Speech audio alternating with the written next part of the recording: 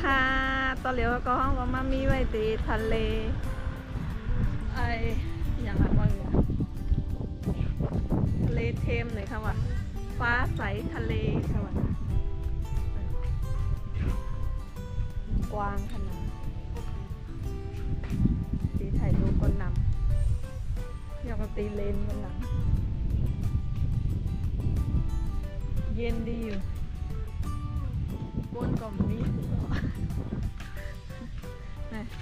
นี่ก็จะเป็นโต๊ะแล้วก็มีตีนังตีนังกินอาหารกันนะแล้วก็มีของเลนลูกอ่อนมีตีเลนลูกอ่อนแล้วก็ม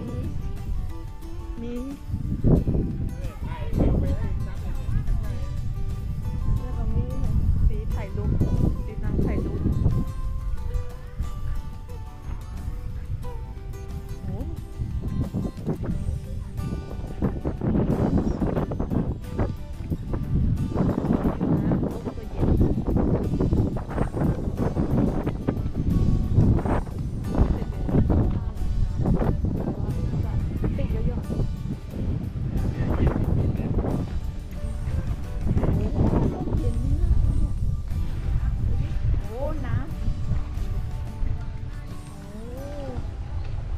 ใหญ่ด้วยอ่ะมันจะทะเลค่ะทะเลเทเขาขุดจนแบบหนองใหญ่กว้างมากเลยทางนู้นจะเป็นแพร้านอาหารรีสอร์ทรู้แล้วตรงนั้นจะเป็นรีสอร์ท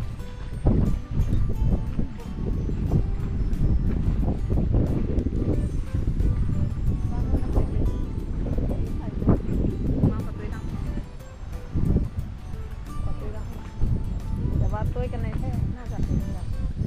เป็นดนตรีเวทีดนตรีก็จะน่าจะเป็นตีนั่งกินอาหารเนาะซุ้มอาหารสวย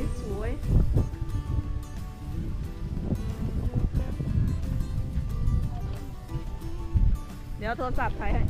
ตอนนี้